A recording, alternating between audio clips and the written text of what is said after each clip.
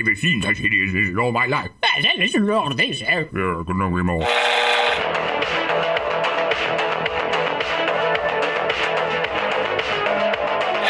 Like a furry torpedo to the jugular.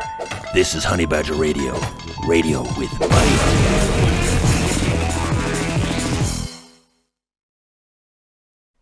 You know that dumb old rhyme about sugar and spice versus snakes and snails?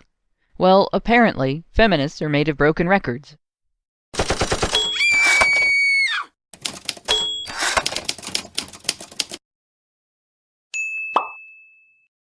Feminist promulgation on labor usually relies on the demonstrably false presumption of feminist responsibility for women's entry into the workplace. That, in turn, relies on ignoring women's pre-World War II labor, as well as the conditions which, during the war, led to women temporarily filling some work areas that were previously dominated by men. Not only have women always worked, when they so chose, and backed that choice with initiative, accountability, and passion like men do, women have created their own jobs, run businesses, built and controlled great wealth, and left lasting legacies.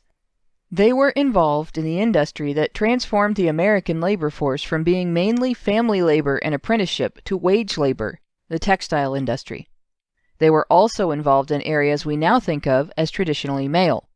The divide wasn't between male workers and female, but between manual labor or working class employees and the professional class. Only when women themselves complained about facing the same working conditions as men did anyone step in to create change. An account from Great Britain Parliamentary Papers 1842, Volume 16, shows that at least one politician, an upper-class position, investigating because of such complaints, was appalled to see working-class Welsh girls and women facing the same conditions as men in English coal mines. Further down that page, a woman describes the work and goes on to state that it was even harder to do while pregnant, or in a family way, as she put it. This is by far not the only example. Because their population spread out into multiple nations and interacted with multiple cultures, Jewish history is also an interesting source of information on historical patterns of women's labor and professional careers. The Jewish Women's Archive points out in their article on entrepreneurs that there are records of female property owners as early as the 5th century BCE, and they provide examples. The article further points out that within the body of Jewish civil and ceremonial law and legend, referencing both the Mishnah and the Talmud, writing reflecting Jewish lifestyles from the 1st century CE to the 6th century CE assumed that most women worked. It goes on to describe the phenomenon of women working in several of the various cultures within which Jews have lived, from the perspective of Jewish historians. The writing shows that while the female side of the legal division of financial responsibility in the home differed from today, the phenomenon of women working, earning incomes, and using them for various purposes has existed worldwide for centuries. Women's sex didn't stop them from working, society didn't arbitrarily stop them on its basis, and feminism has never been needed to provide women with a pathway into the labor force or the professional world. Women's work isn't about liberating ourselves from some phenomenon of dastardly or careless male oppression. Women have always had the same reasons for working that men do. This can be anything from our family's need of our income, as is truer in the lower or middle income families, to passion for a particular field, a sense of community responsibility, or having been raised, as boys generally are, to see work as a fulfillment of our life's purpose. As with many men, many women pursue their careers to earn wealth or prestige, or to leave their mark on the world. These are manifestations of strength, ingenuity, aspiration, and accountability. And feminism stains the legacy of women working throughout history with the narrative that women were somehow trapped in the homemaker role until their savior, Rosie the Riveter, came along. That narrative could not be further from the truth. Lower-income women weren't choosy about which jobs they took because they were poor and couldn't afford to be choosy. Upper-class women didn't seek out jobs in coal mines and textile mills, take positions serving other households, or otherwise subject themselves to harsh labor. They stayed at home because they could, or they engaged in activism, wrote or sought education, earned credentials, and took higher-end, higher-paying, more prestigious, or more interesting jobs.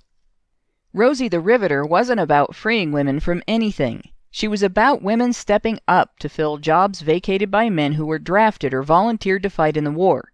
The effort was not so much a feminist initiative to change women's roles as it was a social response to suddenly changing labor needs, and it occurred because of something completely unrelated to feminism, the Fair Labor Standards Act of 1938, which dramatically altered the dynamics of the labor market. The law established a 44-hour work week, later shortened to the 40 hours we know today, and outlawed oppressive child labor practices. The need for large numbers of women to enter the manufacturing labor force was in part created by the shorter work week, which increased the number of people it would take to produce the same results, and in part by the removal of children from the workforce, which left women as the default replacement for those men who went off to war. Outlawing child labor, though a needed and obviously right step for the U.S. government to take, was not a response to feminism. Support for the movement to end child exploitation in the workforce was partly due to concern for children's welfare, and partly a result of the shrunken Depression-era job market and pressure to reserve jobs for households supporting adults. Unless feminism caused the stock market crash of 1929, which led to that pressure, and started the war which pulled men from factories in the early 40s, feminists can't really claim credit for even that expansion of women's roles in the workplace, rosy or not. To justify such false claims of credit for women's ability to make independent career choices, we now face a very public, vehement demand that women be viewed by society as dependent on feminism. It makes it almost an exercise in irony to remember that the first printed copies of America's Declaration of Independence were published by respected Revolutionary War printer and postmistress Mary Catherine Goddard, as is explained in the article Enterprising Women, 250 Years of American Business, published by Harvard University's Radcliffe Institute for Advanced Study. What is the basis for feminism's lies about women's work history? They engage in cherry-picking, using a data set that excludes the working majority to focus only on women who have had the option to not work. They discuss the natural results of women's individual choices as if their causes are entirely external or worse, imposed on them by the men around them. They treat gender differences in professional and job-seeking choices as if women do not determine their own interests and that determination is never based on their own aptitudes and their desire to build on or shape them. Instead, they presume women's interests and aptitudes entirely subject to manipulation by social pressures and the demands of their families. They treat women's choice of professional pursuits or job entry, their interest in work-life balance, and their resulting career paths as if the woman involved were shuffled into place against her will by these pressures. In short, they completely ignore women's agency while inflating men's agency to account for any choice a woman makes that is not feminist approved. Because of this, when a family has a single income earner who makes enough money to unilaterally financially support the household, if that earner is not the wife and the couple chooses to be a single breadwinner couple, feminists see the wife as a victim, even when the choice was mostly or solely hers to make. They do not consider the husband a victim of anything should the wife choose to rely on him financially instead of working, even if he would rather not be the only breadwinner of their household, and in fact, even if she's kicked him out of it. Men are routinely ordered following divorce or the birth of a child out of wedlock to accept employment, to not be picky about said employment, and even to earn stipulated amounts of pay from such employment or face jail time, all based on a mandate that they make payments to mothers who more often than not have chosen to raise their children without the father in the home. Feminist complaints that prioritizing work-life balance over value provided to the employer shouldn't lead to adverse results for the employee when women do it vanish when the worker in question is a man with a child support or alimony obligation. She has rights. He has responsibilities. Feminists excuse their victim narrative by using that agency shuffle, usually combined with ignoring the sight of any particular imbalance where men are adversely affected. You know the list. Jobs involving dangerous, difficult, dirty, or distressing work, the expectation that they work longer hours, be more flexible in their availability, including willingness to work nights and weekends, or that they take less time off and perform the heavier, more laborious, dangerous, dirty, or distressing parts of any job at which they have female coworkers. Men are also uniquely expected to accommodate the sensibilities of their coworkers of the opposite sex. The accountability gap here is not subtle, but a wide chasm that all too often swallows men whole, not because employers are uniquely unfair, but because the workplace is not exempt from exhibiting higher expectations and greater demands which are placed on men in every aspect of society. Are dynamics like work-life balance, work environment, and fair compensation issues that merit a discussion among the general public? Certainly. Is there potential for reform? Quite likely, yes. Are these gendered issues? Well, maybe, but certainly not in the way that feminists would have you believe. Hello and welcome to HBR Talk 26, the never-ending sob story, accountability gap in the workplace. I'm your host, Hannah Wallen, here with that adorable specter of death, Prim Reaper, to deconstruct yet another feminist strawman. But before we get into today's topic, a couple of reminders. If you want to join the chat on YouTube, please go to the Badger Livestreams channel. If YouTube is experiencing platform malfunction syndrome and won't let you listen, or you're just sick of the site's political shenanigans, we're also on Twitch and Facebook. If you want to be sure you'll always be able to catch our live streams, even if YouTube decides to throw us in the gulag for wrongthink, or if you want to catch our show in its audio format, remember to go to badgerfeed.com and remember to register to receive notifications. And also, we do have a fundraiser up to get our witnesses back to the courtroom for one more round against our opponent's fancy schmancy New York lawyer. If you want to help us fight that battle, you can find the fundraiser at feedthebadger.com as the featured project. And we're about 2/3 of the way there, so thank you very much, everybody that's donated. And thank you very much for listening. So for the past few weeks, we've been going over some of the Women's March talking points. Today we're covering their hot take on labor, titled Workers' Rights. As you heard in the opening monologue, feminism was never needed to create a pathway for women into the workplace. So what then are they trying to sell us with this concept of workers' rights as a women's issue? Well, let's look at their official talking point. They've titled it Workers' Rights, and they say, "We believe in an economy powered by transparency, accountability, security, and equity. All women should be paid equitably." All women, right? Not all workers, but all women, with access to affordable childcare, sick days, health care, paid family leave, and healthy work environments. All workers, including domestic and farm workers, undocumented and migrant workers, must have the right to organize, by which they mean unionize, and fight for a living minimum wage. So, what are they really saying here? They're saying we only care about half of people. Yay!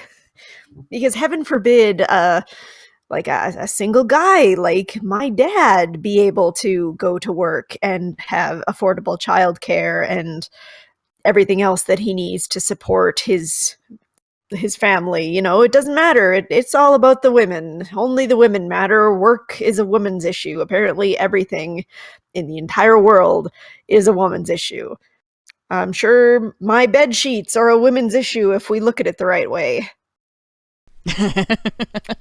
Well, that we could do a whole show on that. But yeah, no, that's exactly what I'm seeing in it too. I see it as this talking point as the idea that women should be uniquely exempt from the expectations traditionally placed on employees in a business relationship that has existed between employer and employee since the dawn of paid employment. You work for the paycheck. The employer's not responsible for your home life, your life choices, your work-life balance, and all of that stuff. That is all. If your employer recognizes the value of accommodating your work-life balance, that's good, but to mandate it is not, you know. No, not at all. It's completely ridiculous. And just as a side note, one thing that it really gets my goat is whenever people are talking about women deserve the same pay for the same work, they're often looking at it at such a ridiculous surface level.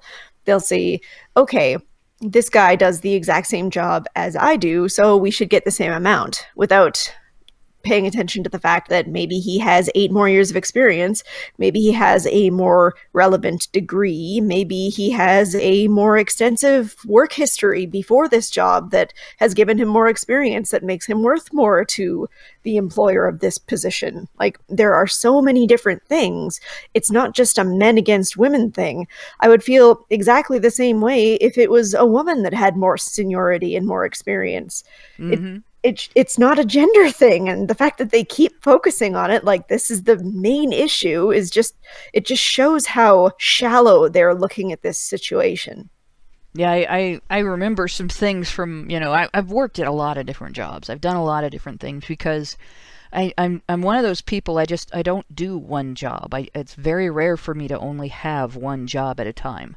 And so I've done photography, I've worked for newspapers, I've worked for university information technology agency, not agencies, but departments. I've done nursing home work, I've worked as a nurse's aide, I'm a direct caregiver now, I've worked in retail, and I've been in a lot of different environments. I mean, there are stories from every place that I've worked. I could tell you stories of tasks within the jobs that are basically reserved for the guys. But probably the most starkly unfair thing I ever encountered wasn't something that happened at my workplace. When I was in college, I dated a house tech that worked at the hospital, oddly enough, where I was born. And one night there was a shooting in that community where the guy he'd been hit in the throat, and they couldn't save him. They worked really hard to try to save him, but it was a situation where you just couldn't stop the bleeding. They did everything they could, and they couldn't stop the blood loss. And it was a gang execution. It wasn't a random shooting or a robbery or something like that. It was a targeted act of violence. But his family blamed the hospital, made it a racial issue, and all of a sudden, all of his fellow gang members, his family members, people in his community that were protest oriented, basically, that they would show up anytime there was any kind of conflict at all, and then people in the greater community, the larger area, that would show up for protests that were like that the whole parking lot ended up filled. So the guy comes home, and he tells me what he's allowed to tell me, and I ended up learning the rest from the newspaper, that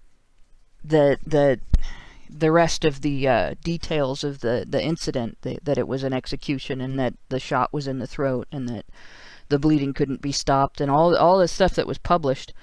But what he explained to me was that he'd been placed in a doorway, and he's lit from behind, and he's looking out, and everybody's dressed in black, and everybody's got, they're carrying stuff, they're carrying things to throw or things to hit people with, and he's looking out into this parking lot. All of the men in the facility that worked in that facility were drafted into security detail that night to prevent the hospital from being stormed by angry protesters. And none of the women, obviously, were in that position, just the men. But I will bet you that there would be women who would complain if any of the guys got higher pay, even for just that night, if they got a bonus for just that night and the women didn't. Yeah, no kidding. And no, I got people asking in the chat, were they armed at least? No, they were not. They were not armed. I mean, you were not allowed to carry a weapon into your workplace in most workplaces, unless you work armed security, and then you have to have licensing, and your weapon has to be a specific weapon, usually either provided by your security company, or you have to have approval for that being the weapon that you're using, or unless you're a cop, and again, it's police issue weapon, not your own normally. In fact, if I understand correctly, it's pretty much universal. Cops are not allowed to carry their own guns. They have to carry a department-issued gun. And then that's for traceability. So it's one of those things. This was, like, I've seen a lot of different things when I worked in retail. Anytime there was heavy lifting, the guy got called to do it. When I worked in the nursing homes, anytime there was a male nurse's aide available, he got called to help with all of the heavy lifting. Or the disgusting jobs, I'm sure. Yeah. Oh, yeah. Yeah. And, like, when there wasn't a guy available, I was the one that got called for that stuff, because I'm 5'9", and I have broad shoulders, and I don't get disgusted by, bodily fluids and stuff like that. You can't really gross me out by presenting me something to clean up like that, as long as I have the proper equipment. So that's where I kind of got an idea of what it's like. But yeah, it's just, and that's never taken into consideration when we talk about the wage gap. That kind of thing is never taken into consideration. Things like the difference between working day shift and night shift. And a lot of people think of it as, an inconvenience, big deal. I worked a night shift at the gas station down the street from where I live. And I worked there for 6 years. I worked in different positions in there. I was chief cook and bottle washer in their little kitchen for a while. And, I'd go in there, I'd get to work at 5 o'clock in the morning. It was still dark outside. And I had a coworker. I came in one morning, and 15 minutes earlier, he had been pistol whipped and robbed at gunpoint. And, I'd like, there were 2 times during that 6 years when I worked there. There were 2 times that somebody brought in a gun and robbed the place. And there were 2 times that somebody brought in a knife and robbed the place. And the time that people got the most outraged was actually one of the knife incidents, because the night shifter was a pregnant woman. They got outraged over the guy just holding it in his hand, right? He didn't, like, stab it at her or anything, just scared the living daylights out of her. Yeah. And I worked that night shift for a while. That does deserve a shift differential. I mean, you're taking a risk that doesn't take place during the day.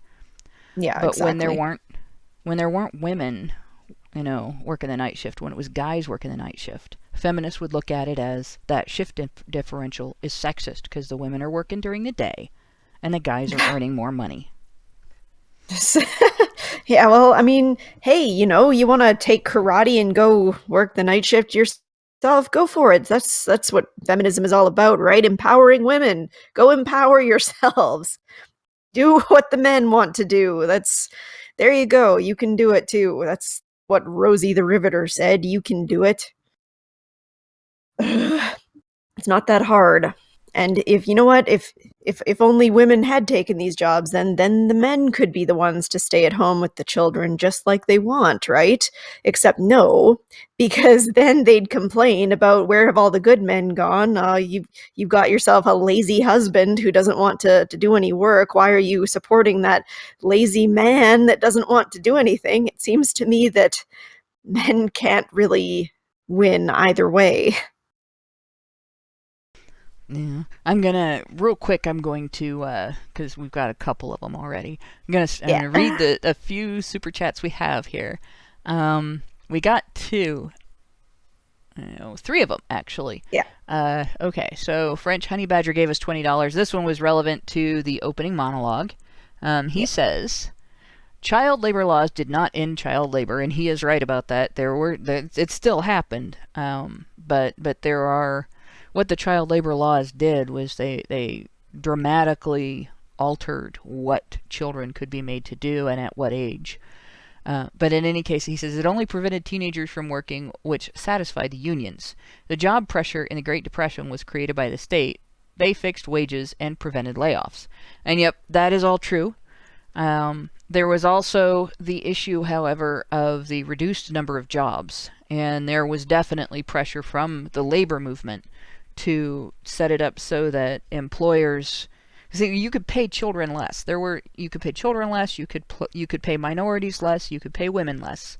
So if you hired a white guy who was expected to be the breadwinner of his household, you were paying a premium for that guy coming in and working. And if the job market had been allowed to correct itself without government interference, probably a lot of that would have changed over time. As education became more available, people would not have wanted their children to be in the workplace, and so there would have been, more people saying, well, I'm not going to send my child out to work. I will go out and take this job, and there would have been more people saying, if my kid's going to work, he's going to get paid like an adult, So it would have been, there may have been some need for government regulation, but I don't think it would have been the way that it was. However, it still stands that feminists didn't achieve this. This wasn't something that happened because feminists came in and said, you're not allowing women to work and you have to allow women to work, and that was never women's inroad into the workplace. Yeah. Let's see. We also have Point Curation gave us $2 Canadian and said money for badgers. And then Point Curation also gave us $10 Canadian and said towards the fundraiser. And I thank you very much for that. But I am going to ask everybody that wants to donate to the fundraiser, please go to feedthebadger.com and do not do it through YouTube, because it's harder for us to track it as part of the fundraiser donations if you go through YouTube, even if you give us a super chat. And then it's also, YouTube takes a bigger cut than the system that we're 30%, using. right? Yeah, so we actually get more of your donation if you go to Feed the Badger than we do if you do it through super chat. Let's see. Eddie's 1247 gave us $2 and said, my mom, kids, wife, and friends tell me, or feel my momentum. Feel my momentum? Okay, I don't really know what that means, but I'm a little lost there. You might clarify. No. And French Honey Badger gave us $5 and said, your intro would probably make a good article for Mrs.org. Wink, wink, nudge, nudge. And I guess I should finish that up with know what I mean. Yeah. And I might submit that. I have the article. I mean, I've got the, not article, but transcript. I mean, it's published on our Patreon. Yeah. So, but let's see. Going back to this talking point that they gave us. So their first thing was gendering this. But then before they gendered it, they said, we believe in an economy powered by transparency, accountability, security, and equity. So let's look at that transparency a minute. What's the first thing that you get when you start talking to somebody about the wage gap myth? And you start, it's always the women making less, and women are forced into these gendered jobs, and if only we had more female leaders in STEM, then maybe little girls would be inspired to go into STEM fields. Oh, poor women. Right, and it starts with, they claim that it's for the same job, right? Yeah. And here we have, okay, so they're saying it's for the same job. But then, if you look at the CONSAD report, you look at the alleged gap itself, and you look at the research on which the alleged gap is based, it's not for the same job. It's not for the same work. It's the wage gap that they cite, which I think is 21% or something like that. It's always changing. Yeah, and it's a comparison of the average of all women versus the average of all men working. And they don't differentiate in terms of full-time or part-time. They don't differentiate in terms of what types of jobs they do. They're basically comparing cashiers to construction workers to nurses and doctors to school teachers to whatever work there is that's being done. Yeah. And what do you get, though, when you point that out? When you point out that it's not for the same work, what do you get called? Misogynist! Yes. Our knees, they are so soggy. Why? Because we're not allowed to demand transparency in that discussion. No, apparently not, as much as they like to claim it.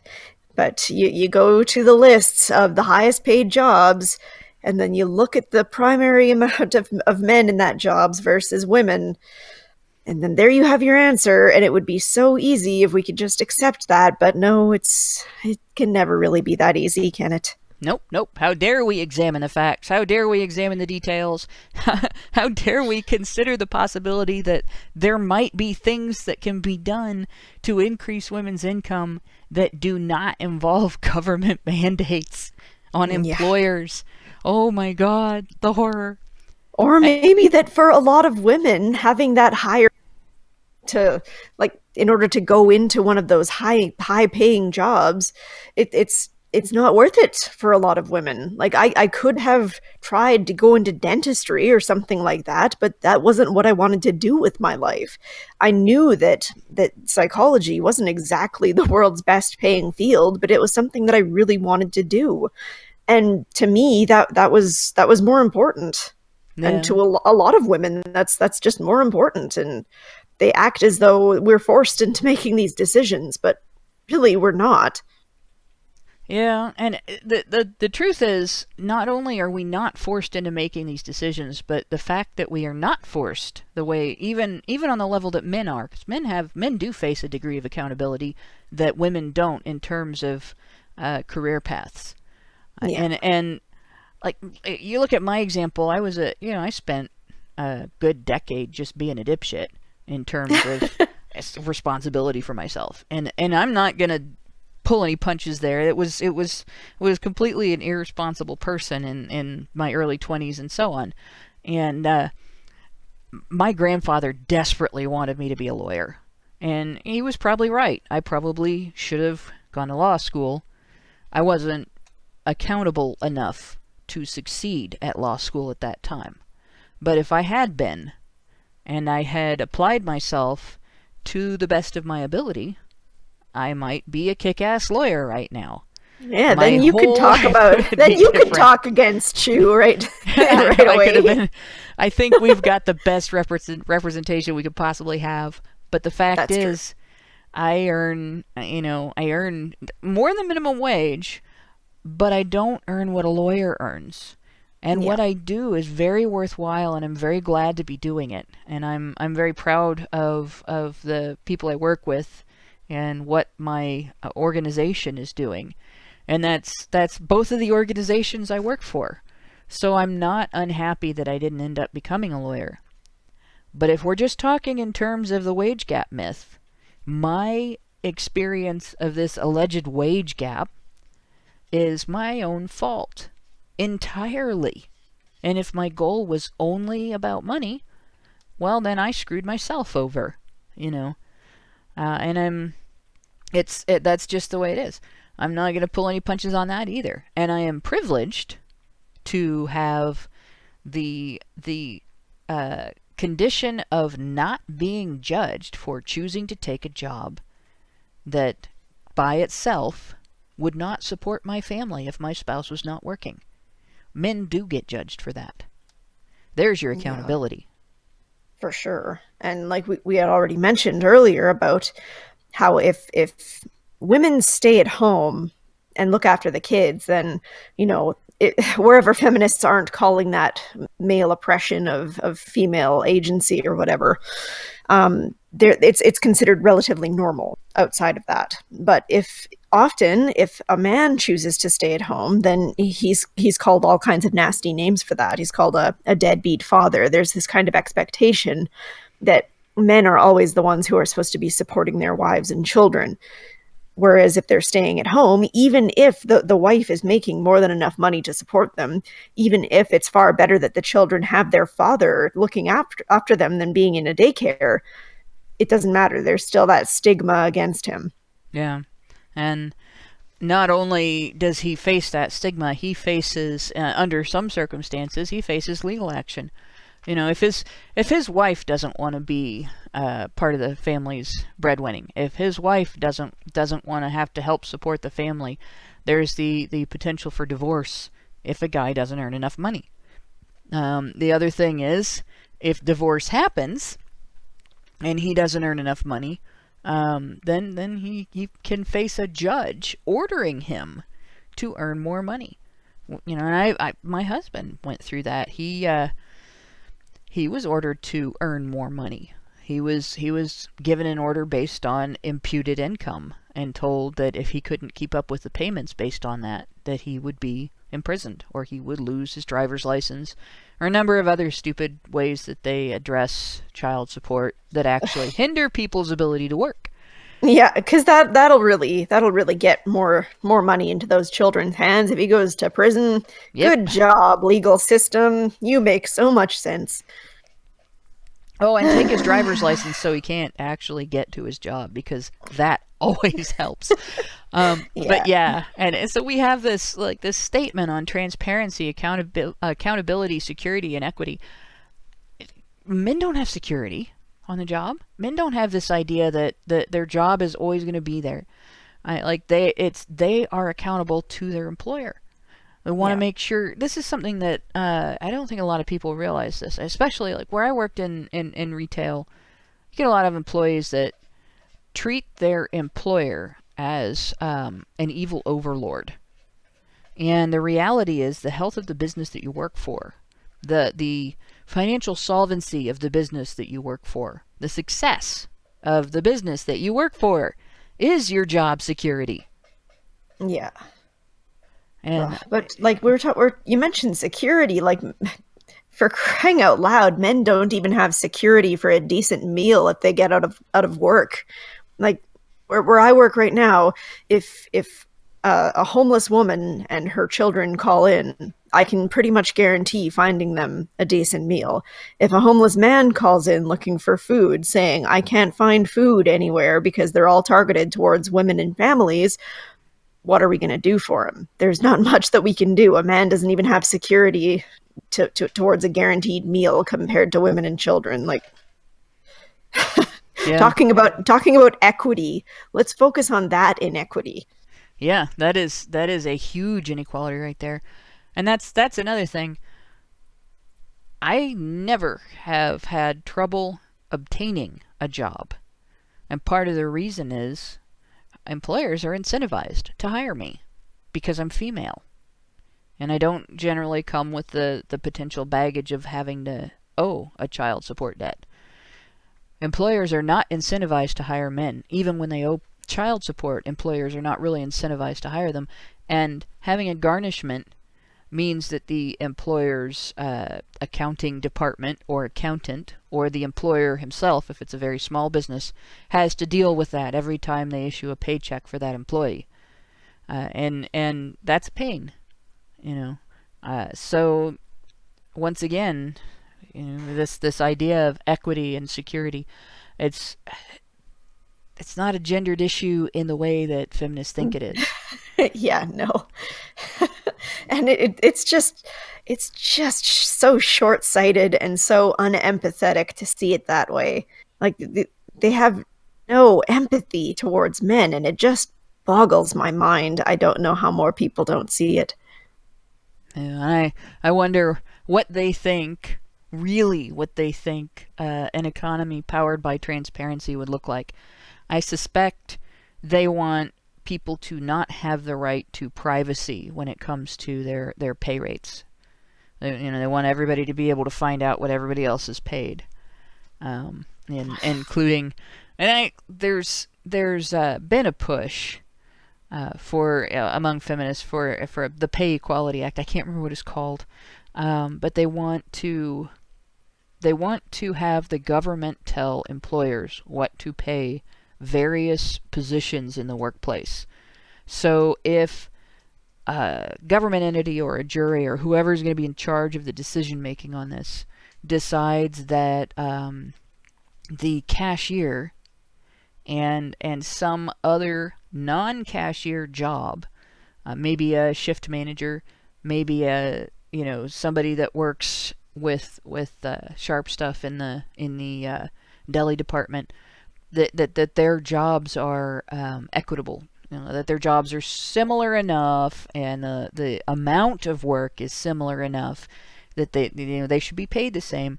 They want the government to tell the employer that they have to pay those two jobs the same. And like the first thing I can see that's wrong with that is, what if plenty of people are willing to work as a cashier because the particulars of working as a cashier are not necessarily as dangerous in something like maybe a grocery store. And maybe not everybody wants to work in a deli because some people might be afraid to handle the meat and cheese cutters. And, to get people to work with the meat and cheese cutters, maybe they have to pay an extra dime an hour. And maybe it's not that much, maybe maybe it's just that little amount. Maybe it's an extra quarter an hour. Maybe it's an extra dollar an hour. But if your government's telling you can't do that, then the answer is you end up with a fully staffed set of cashiers, but you have difficulty getting people to work in the deli because now you can't pay them, you can't incentivize taking that job. And what do you end up with? You end up with employers that hire you in as a cashier and then transfer you to the deli and after you get to where you depend on that job. Yeah, exactly. And it's just such a silly thing because we're going to get down to the nitty gritty of comparing these jobs. And it's like, oh, is this close enough? Is this minuscule task close enough to this other minuscule task that this other person is doing? Should they be getting paid the same amount, or does this one little thing necessitate a little bit extra? It's just so silly focusing on these teeny tiny little details. It just kind of misses the forest for the trees. Yeah, it does. And what it's going to end up doing is it's going to force employees to document even more than they already do. And you look at retail, that's one area. You look at upper sales. You look at sales where it's not necessarily retail but direct sales. Say you got Bob and Julie work in the same department, and it's the same sales of the same product or service. And they work the same hours, they work on the same days, they have the same amount of overtime or lack of overtime. There's none of those details are different. But based on his methods and his rapport with the consumers, Bob he brings in for the company, $30,000 a month. But Julie somehow clicks better with her customers, and she brings in for the company $40,000 or $50,000. Right. And maybe the company might incentivize Julie more. Maybe the company might reward Julie with merit pay. But, if it was the other way around and it was Bob making more, they'd call it sexism if they do that. And employers aren't going to be able to do that kind of merit pay. They aren't going to be able to incentivize working to improve your value to the employer if they can't document how you achieve that. And yeah, Frank Bullitt has a point there too. Julie doesn't click better with the customers. People are thirsty and prefer to deal with women. I've run into that. And I've exploited it in the past when I worked in retail. I had consumers when I worked in the camera store that if I wore a clingy skirt to work and I showed them products that were, down on the floor, so I had to bend over and pick them up to show them off and anything. There were men that would buy things they didn't come in there for just because they wanted me to demonstrate them. But I did work on commission for some products, so take that how you will. I had a guy who, after the first time he came in, his wife wouldn't let him go into the store without her afterwards. But yeah, this is a situation where they're basically forcing employers to spend money documenting and to reduce the amount of incentive they offer employees to do a good job, where they reduce the amount. Yeah. And then where's the incentive to do the better job then? Like if everybody's just going to get paid the same, then why is Bob going to care very much to try and sell more things? He's just going to, do the bare minimum to get through the day because it doesn't matter because yeah, it's all about the money. But what? Oh, sorry. Go ahead. Sorry. This is what we've seen in socialist environments as well. Yeah. Just saying. But you know what else really gets me about all this is why do these people care so much about what other people earn? Like, why does what Joseph makes at his job make any here or there to Josie if they're not related or in some way, you know? Like, it doesn't matter. Why does Joseph making $60,000 a year for doing a slightly better job, or having been there for longer, or having better credentials, or having longer work experience make any difference to Josie's experience or what Josie is making? It doesn't matter. When did that become Josie's business? When women became like middle class women and upper class women that didn't necessarily have to work, became more prominent in the or prevalent in the workplace, I should say, not necessarily prominent.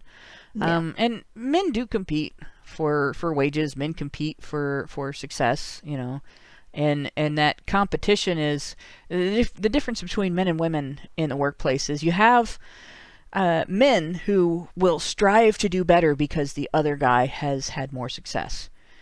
Women engage in relational aggression instead. So if the other guy or the other woman has had more success, the answer is for a lot of women not to strive to do better, but to grab them by the trousers and yank them back down to her level. Crabs in a bucket. Yeah, which is really bad for your employer. But once again, we're in a situation where the workers don't recognize the importance of the financial solvency and success of their employer to their job security. But going on with that workers' rights statement, the next thing that really stuck in my craw, they didn't say all people should be paid equitably, right? They didn't say all workers should be paid equitably. They said all women. All women. Yeah. So if there's pay inequality that affects men, that men are paid less in a particular environment, doesn't bother them. It's only a problem if it's women. Yeah, they don't give a good goddamn if Joseph, who's making $60,000 a year, is making than Janet, who's doing a similar job but has more work experience and more educational credentials and is making $70,000 for a comparable job. Doesn't matter. Doesn't matter at all. All they care about is Josie making $50,000 and how that's terrible and how she should be making as much, if not more, than Joseph. Exactly. And in that situation, honestly, once again, you know, the pay inequality, if it's discriminatory, yeah, you have the right to speak up and say something about that. You have the right to fight for better pay. Sometimes the best way to do that, and I've done this in the past, is to get a different job. You know, I've had shit jobs, and I've had situations of discrimination on the job, not for my sex, but for other reasons. I've been discriminated against twice for being accountable for circumstances, for basically dealing with circumstances that I ran across. Once for essentially taking accountability for the fact that my employer was doing illegal things, and I went through channels at my job and could not get anything done about it. And this was illegal things that were affecting the health of the people at the nursing home that I worked at. So it wasn't like anything that you could even remotely say was a victimless crime. There were people who were not being provided the care that they were paying for, and as a result, they were suffering. So I ended up going to the state. Well, when I went to the state, that led to me starting to get written up for things that never happened. Or pulled away from tasks I was in the middle of, and then written up for not finishing them. You know the drill. But I was earning $4.50 an hour. Minimum wage at that time was $4.25. So I'm earning $4.50 an hour. I'm earning 25 cents more than minimum wage. Am I going to fight for that job? Hell no. I just went somewhere else. Yeah, right? Exactly. And the same thing when I worked at the gas station. I was a witness in the 7 years in hell case when I was at that gas station. And I went through 6 managers at that gas station. And the last one I worked for was a fundraiser for the women's organization that was helping the vexatious litigant in the 7 years in hell case. And jeez. she interfered, or attempted to interfere, in my ability to be there for the defendant in that case. And threatened and then carried out the threat to affect my advancement on that job because of what I was doing. So, same thing. I left that job for another job. It was not I was not making a lot more than minimum wage there either. So it wasn't. I'm going to sue somebody over that. Yeah, exactly. Just move on. Not worth the hassle. No.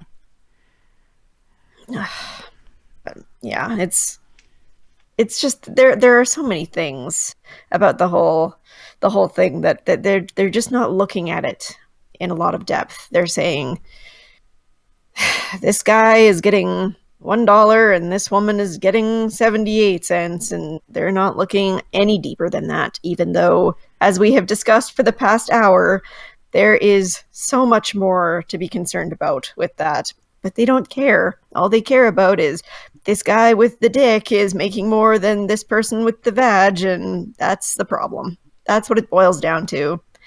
Yeah.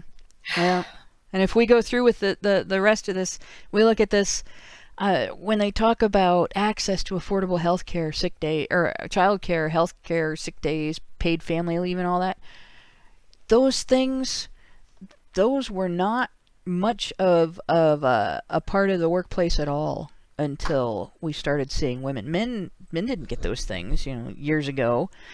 Yeah. You might have had something along those lines if you owned your own business.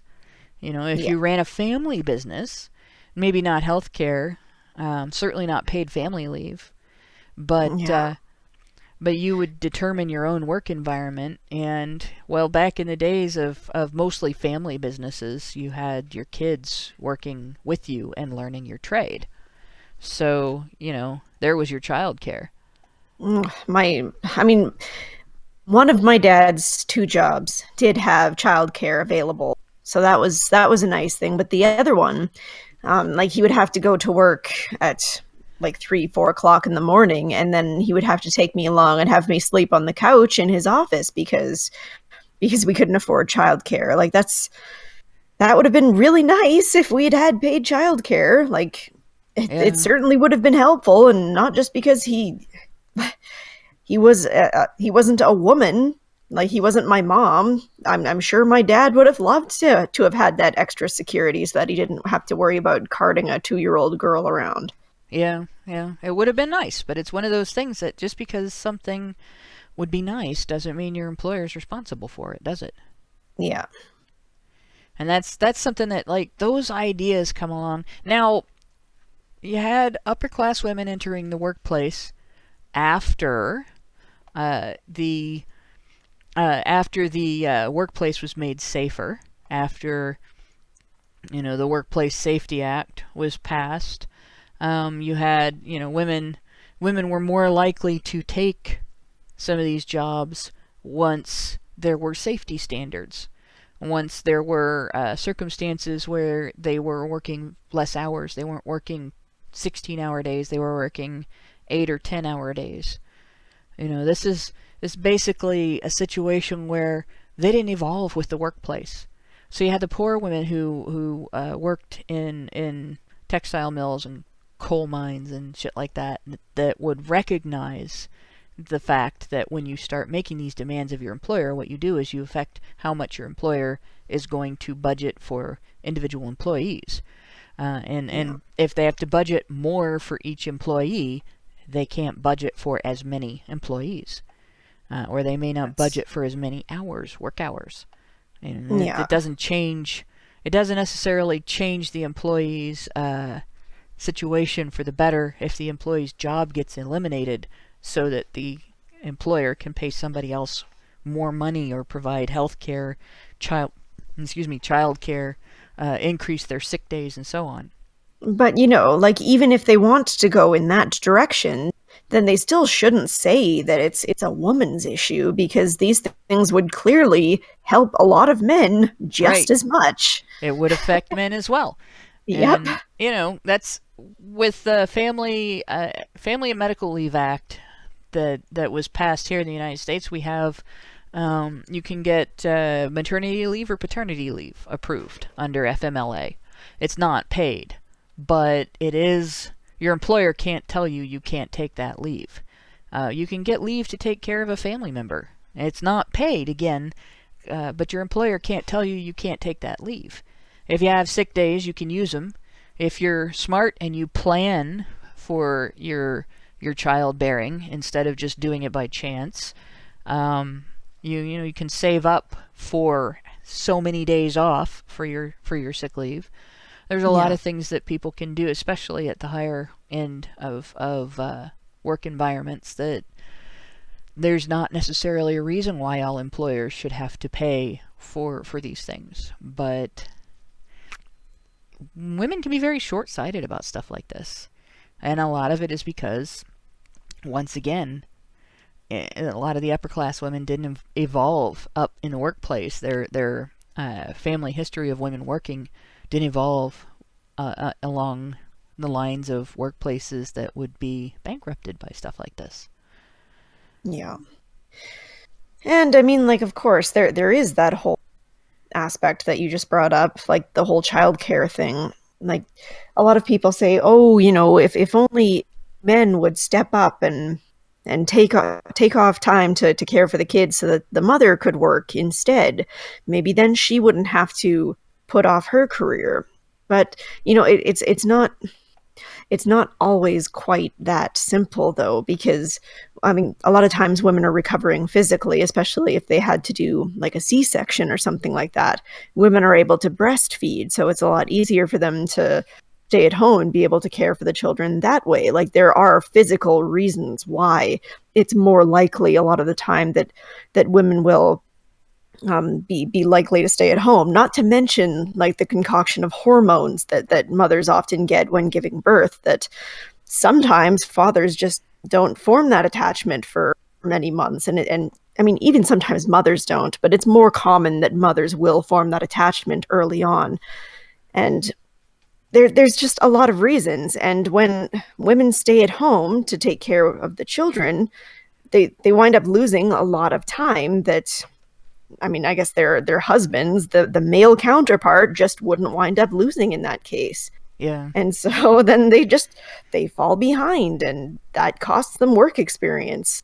And I mean, sure, if the man was the one to stay and take care of the children, because sometimes that happens, and that's fine if that's the way they want to do those things. But then nobody should be surprised if he winds up taking a cut in experience and he doesn't get the raise before the other guy that stayed at the job the whole time would have gotten, right? Like, there are, again, many more reasons, and it's just all being looked over. Yeah, and that's, like, this is the fact that this goes back to that transparency issue. The fact that these details exist, like, we discuss these details, we get called misogynists for discussing these details.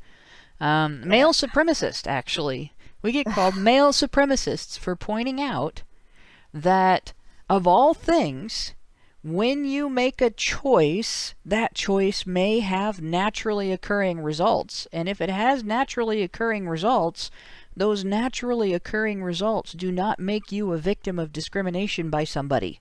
Well, and plus, like, I literally just said, if a man does the same thing, if he decides to be the one to stay at home, then he will likely not advance as fast in his career as the guy that didn't take that time off.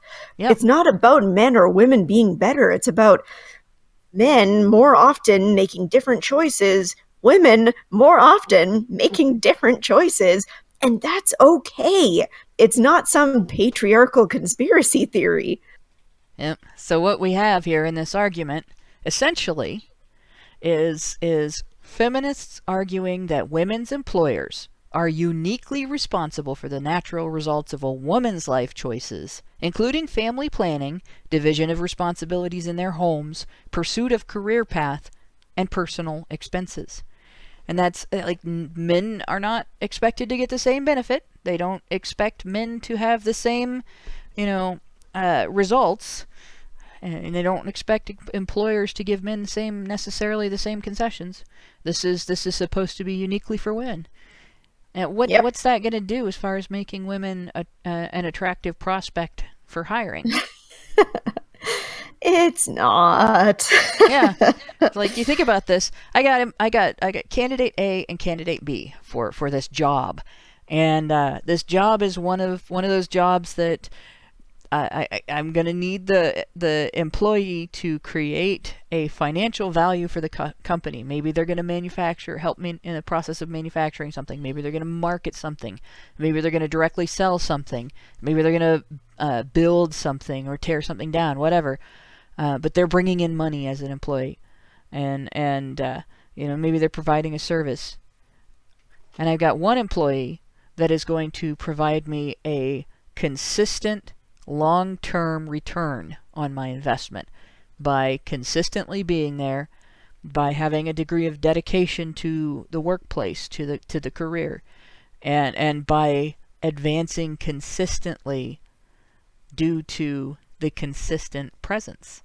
And then I have another employee that after a couple of years is going to take several months off due to childbearing or due to other family choices. And then after that, maybe due to a life circumstance change, they're going to want to work less hours. They're going to want to work less weekends. They're not going to want to work late hours. They might not want to come in too early in the morning. They're going to want to take time off more frequently, and so on. And then when you take them into your office to, say, hey, this is kind of a problem, they're going to get angry, and then they're going to hashtag me to you as well. Yeah. And so you have that risk. You can't have a conference with this employee by yourself. You have to worry that this employee might sue you if they take offense at something one of your other employees said. And now the federal government says you have to pay the same to both employees, even though one of them's going to give you a consistent return on your investment and the other one is not. And why would you hire the one that's not going to give you a consistent return on the investment? And there are things that employers choose women for, because there are times where a woman actually does provide a value that a man doesn't. Like the situation where maybe in a customer service setting or a sales setting, the woman, like I said, clicks with the customers a little better, or maybe she's better at schmoozing, maybe she's got a nicer ass than he does. It doesn't matter.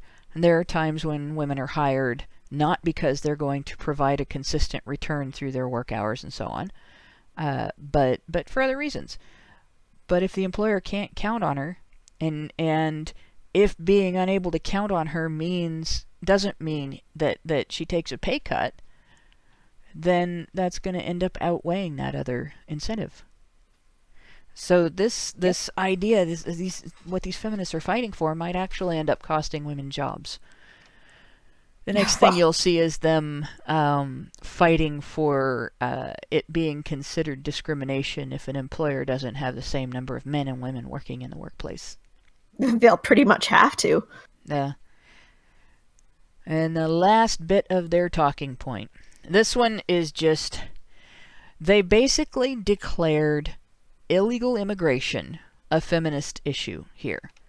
The statement is targeted specifically towards undocumented workers, even though they mention other workers. All workers, including domestic and farm workers, undocumented and migrant workers, must have the right to organize, again, unionize, and fight for a living minimum wage. So what they are basically saying here is they demand that people who enter the country illegally, who are working illegally, who are being employed illegally by employers who are not supposed to hire them, should have the same government-backed power that union workers have against the employer. Well, I mean, like, these are the same types of people who tend to argue that, oh, if we just had open borders, we would be so much richer. Look at all of these facts that say that open borders would make the world richer. It's working out great in Europe, isn't it? Yeah. Now, for me, the undocumented workers issue, like, they're sort of running it over here. And I honestly, I get real pissed off about this issue, and part of it is because undocumented workers get hired at a lower rate, and I see them as being exploited. But they're here illegally, and that is a crime, and we do not have a chance to vet people who enter the country illegally, and there is an unfortunately high incidence of people ending up in gangs, people ending up in very destitute living situations, people being trafficked, and so on because of this. And to slap this on it, this doesn't solve any of those problems. This basically creates something to hide those problems behind. And it's really not as pro-undocumented worker as it sounds. And yeah, I will agree with the person in chat who said that this is a criminal act. Being an undocumented worker in this country is a criminal act. So yes, they are criminals. And so are prostitutes, and there are some situations where prostitutes are criminals and victims at the same time. Yeah. And the same is true of undocumented workers. There are situations where undocumented workers are criminals and victims at the same time. And this will solve neither of those problems, but exacerbate both. And it's not a gender issue in the way that feminists say, because there are a very significant number of undocumented workers who are men who are forced into extremely shitty living conditions, doing dirty and dangerous jobs for almost nothing. Yep. So that's our workers' rights talking point analysis. I'm going to go through the rest of the super chats. Let's see, we stopped at the mom kid's wife, I think. Yep, mom kid's wife. Feel my momentum. Okay, now I bet it's fuel. I bet yeah, maybe. Left out. Now that's a distinct possibility. Yeah, that's actually. I'm betting that's it, simply because that is characteristic of all of the men I know. Field of Bears gave us $5 and said, law is such a convoluted mess that people need lots of money to be willing to deal with it.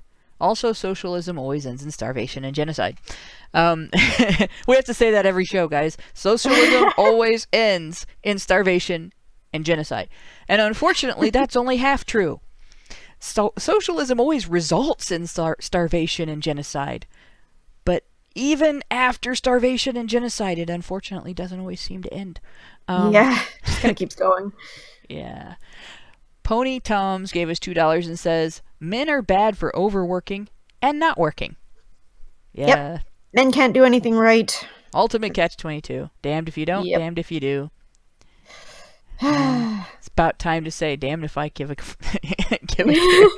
But yeah. Oh gosh, I am not going to try to imitate the gravelly Afrikaner accent, I don't think. Chris Stewart gave us $5. It says, in gravelly Afrikaner accent, what do you know about Wakandan privilege? Wakandan privilege. Wakandan privilege. Yeah, was that racist? I don't even know. Well, I don't think it is. But are we not allowed to acknowledge that everybody has accents? Because I can quote Jeff Foxworthy on that. People were saying Ugandan Knuckles is racist. Oh yeah, that whole God. That's so stupid. It was. A character created by people from the area that the character was supposed to be from is racist because he sounds like the people from that area, having been played by somebody from that area. Terribly racist. People sound like themselves. How dare we do that? Oh no. No, Foxworthy, he pointed out, like in the United States, we have a million accents, right? And Right. Ohio is no exception. We have a Northern Ohio accent, which I am exhibiting right now, and then we have a Southern Ohio accent. And that's my situation. I grew up in Ohio. I did not grow up in Ohio, but I live in Ohio. So, for those who are Foxworthy fans, Jeff Foxworthy fans, now you know my life story. I grew up in Ohio, and then I moved to Ohio, and that's where I am today. Chris Stewart gave us $10 and says, more seriously, this whole conversation makes me shake my head when tradcons and alt-righters unironically parrot feminist propaganda about women in the workplace, saying we should remove them. And he gave us $10 more and continued, as if there was ever a time that women weren't in the workplace, that the mythical patriarchy ever actually existed, and that they want it back. It never existed, and they are spreading feminist myths. Yeah. And that's true. Although I will say, Mallory Reed grew up in Cincinnati, Ohio. There we go. Yes, I'm a little north of Cincinnati. But now, were you in Ohio, Mallory, when Big Butter Jesus got struck by lightning? Or were you in Ohio, I should say, still, when Big Butter Jesus got struck by lightning? In any case, yeah, no, one thing that tradcons have right is that women of means who did not have to seek work, entering entering the workplace en masse and maintaining job status en masse altered the economy in such a way that now, in order to maintain a middle-class household, both parents have to work. In most cases, both parents have to work. A guy has to have a high income otherwise. Yeah, if there's a surplus of labor, then that labor all of a sudden becomes worth half as much. That's all there is to it. Well, and it is like middle class status changed. What was middle class versus what is middle class changed as well. And that's something that I guess you could sort of identify it in terms of everybody has to have a car, everybody has to have a television, everybody has to have a microwave. You can't just have your oven. Everybody has to have a lot of conveniences, and it's not necessarily a bad thing that we have a more consumer-oriented economy, but they are correct in noting that women who were not working because they needed the money did permanently alter the American economy. Whether they are right about it being a bad thing is debatable. And no, patriarchy was not the problem there. Women had the privilege of saying, I don't want to work outside the home. I'm going to make the home my domain. And they used it. They took that privilege. And you also had the situation where there were restrictions on women because men were expected to support them. A husband who didn't support his wife to the best of his ability was actually guilty of neglect, just the same way as a parent that doesn't take care of their child to the best of their ability is guilty of neglect. Women were in a position financially and socially and legally between children and adults. And that status gave them a combination of privileges and restrictions. And they fought really, really hard to get rid of those restrictions and maintain the privileges. And that's part of the problem today. But at the outset, that still is not the patriarchy causing the problem. That is women essentially trading freedom for security. French Honey Badger gave us $2 and says, "Do you know the way?" Oh, and I'm lost. No. Chris Stewart gave us $2 and says, opinion on men getting paternity pay and paternity leave. As far as mandated leave, I will say my primary opinion is it's not the government's place to tell the employer what the employer should be doing, and interfering in the employer-employee relationship like that is not the best thing for either the employee or the employer. It is a good thing if the government says, if you're going to offer this, you can't discriminate against the employee based on their sex, their race, their religion, their all that. But it's not a good thing for the government to come along and say, every employer out there has to make available to every employee in their employ this type of leave. Because there are certain circumstances where that is a much bigger burden on the employer. And then there are other circumstances where the employer might have done this organically. My employer that I have now is much nicer about days off and leave than my previous employers have been. And I'm aware very much of the effects of that and the reasons behind it. And so when I want time off, I still do the things I would have had to do for my previous employers to earn it, because I want to keep that workplace situation solvent and healthy. But they are able to do that because of the type of environment that we have.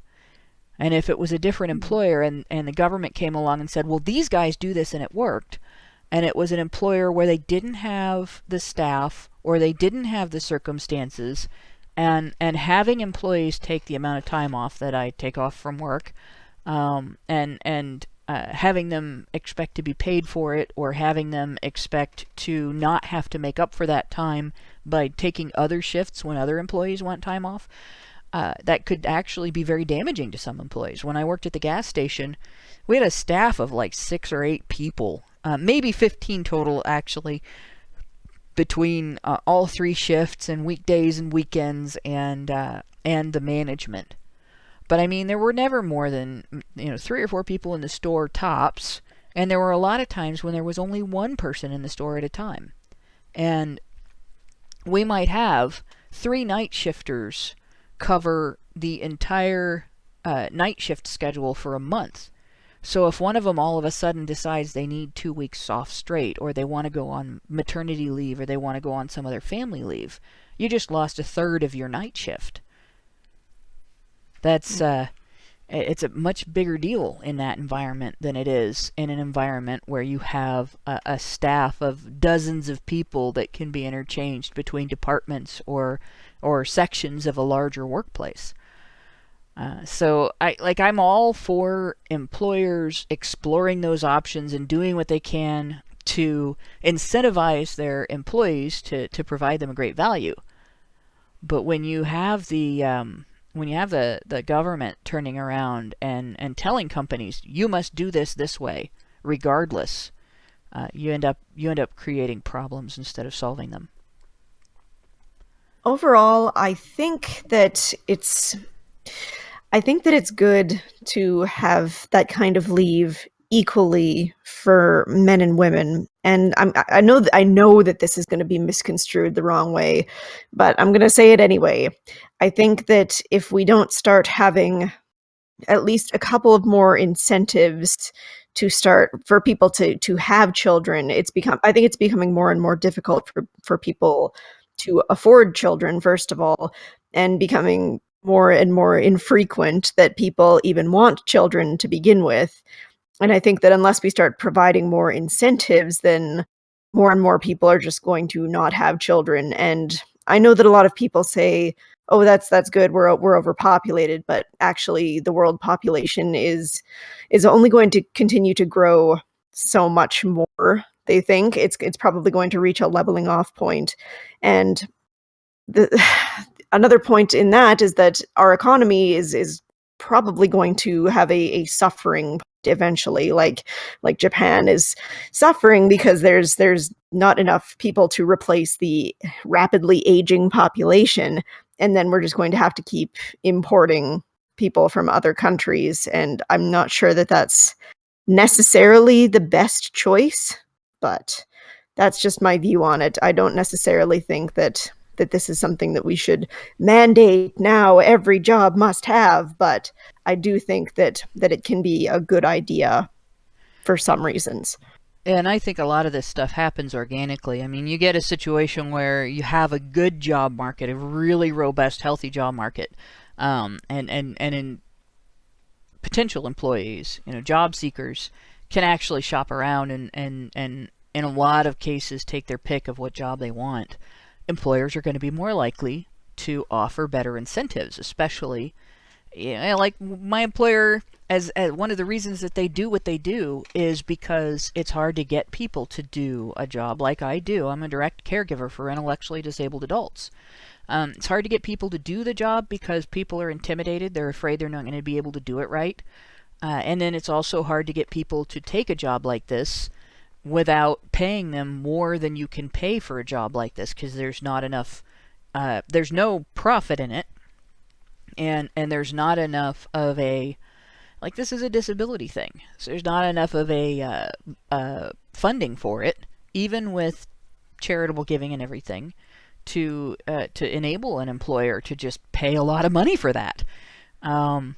So this kind of thing, it's important, and it is an important conversation to have, and it is one of those things that, employees really ought to let employers know, hey, if you're trying to incentivize us to look at your company as a place where we want to work, that's one of the things that you should offer us.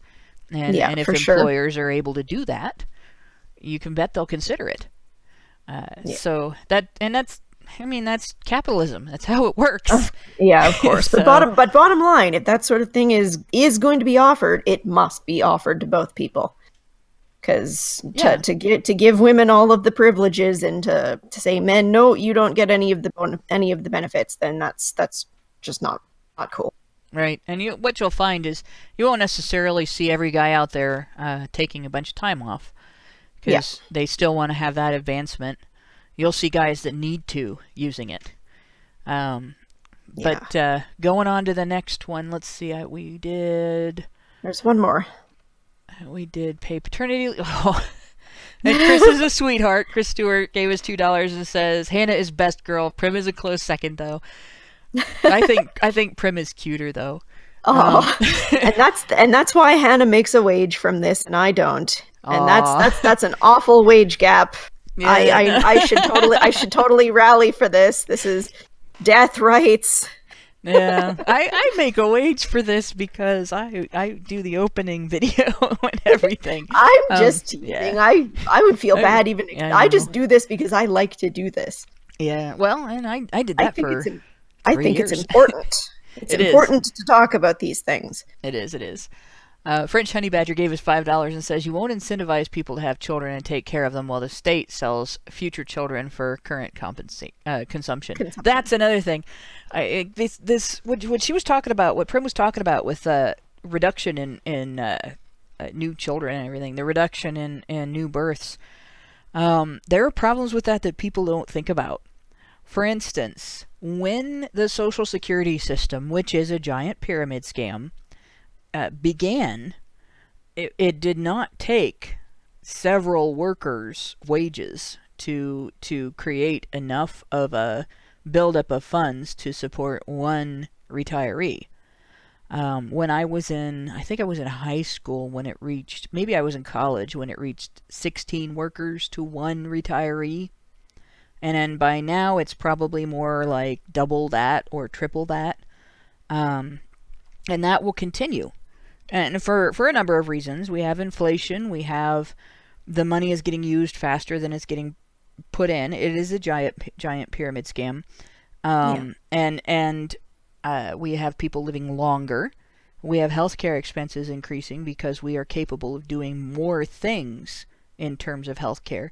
So we have all these things that are a drain on that system, and it's being mismanaged by our government, and they've had ample chance to reform how they handle it, and rather than reforming how they handled it, they fight over it consistently and constantly and accuse each other of malfeasance and malevolence over it. And so that's one problem. Another one is Once you hit a certain age, your body starts to deteriorate. And we haven't hit a place in medical advancement where we can stop that from happening. We may never. I don't know. But at this point, we haven't. And so there hits a point, if you live long enough and you don't die of a heart attack or a stroke or get killed in an accident or from an illness, where you can't take care of yourself and you're still alive. And you have to have people who are willing to do the job of taking care of the elderly, who don't have their own children and don't live with their families. You aren't going to have that with fewer and fewer children being born. Not everybody wants to be a nurse's aide in a nursing home. Not everybody wants to be a nurse in a nursing home. And not everybody is able to keep their mom and dad in their home after they get old. And so what happens is, like right now, at least state law in Ohio, I don't know if it's federal or not, but at least state law in Ohio, if you run a nursing home and you have your residents, you are required to have enough nurses' aides so that nobody has more than 14 residents to take care of at any given time, and they have a limited number of those residents that can be immobile, and that have to depend on them for movement, and that are completely senile or suffer from something like Alzheimer's or a lack of communication, such as after a stroke. Eventually, there will get to the point where you cannot staff these places to those standards. And what are we going to do then? Are we going to warehouse old people and treat them like objects? Or are we going to go the way that, I believe it's Holland that is starting to euthanize them? So you get to a certain age and you get a shot. And you don't wake up. Well, you know what this means. This means we have to lobby for women's aging rights. That's what this means. Yeah, and here they are, this is the short-sightedness of feminism, right?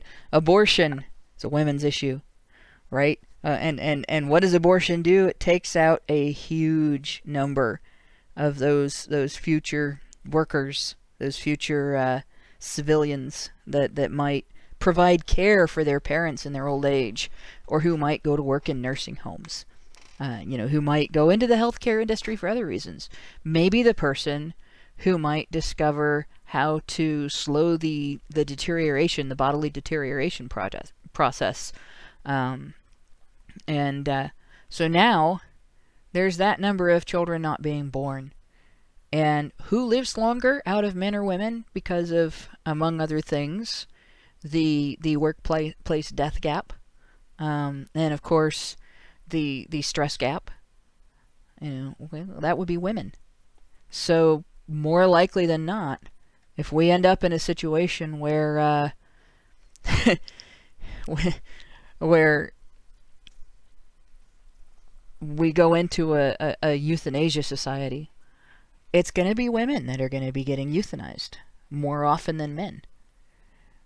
And of course, women who remain childless all their life, and women who abort and then never have a baby, that don't have children to take care of them, that end up alone in their old age, and they ended up making themselves targets.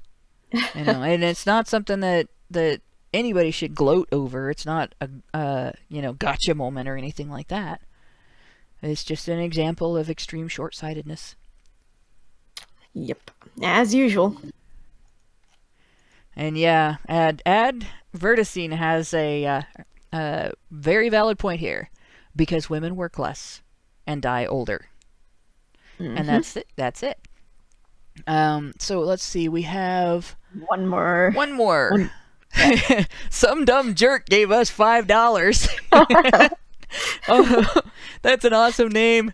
Gave us $5 and says, "Hi Badgers, my other half doesn't like when I listen to you. Here's $5. You won't get in the divorce. Don't divorce your other half."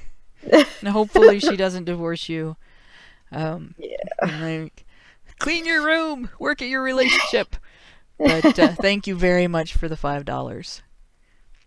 And tell your other half she should listen to us too. 'Cause we're not down on women. Expand your mind, hear other viewpoints. Yes. We want to see women get to the position where men are, where women have the success that men have because women are able to do the things that men do. And only if women reach the level of accountability that men face will women ever do that. That's certainly not misogynistic. That is not what feminism is, but what feminists often claim feminism really is about. We're not feminists, and we're still better feminists than feminists. Yeah. And with that, I would like to thank everybody for listening. I would like to remind everybody one more time, because our court case is so important to us, and I believe it's very important to the listeners. Please visit Feed the Badger to donate or to share the Feed the Badger page for our fundraiser, so that other people will see it, so other potential donors will see it. We really, really want to win this, and we really want to get everybody there. So once again, that's my little shill, my second shill for Feed the Badger. And again, with that, thanks to all the cool kids listening tonight. Thanks to Prim for being my co-host. Of course. And for consistently being my co-host. And thanks to everyone who helps make Honey Badger live streams happen. Andrew, I want to thank you for helping me keep track of the super chats. That is a godsend. And thank you all, our listeners, and good night.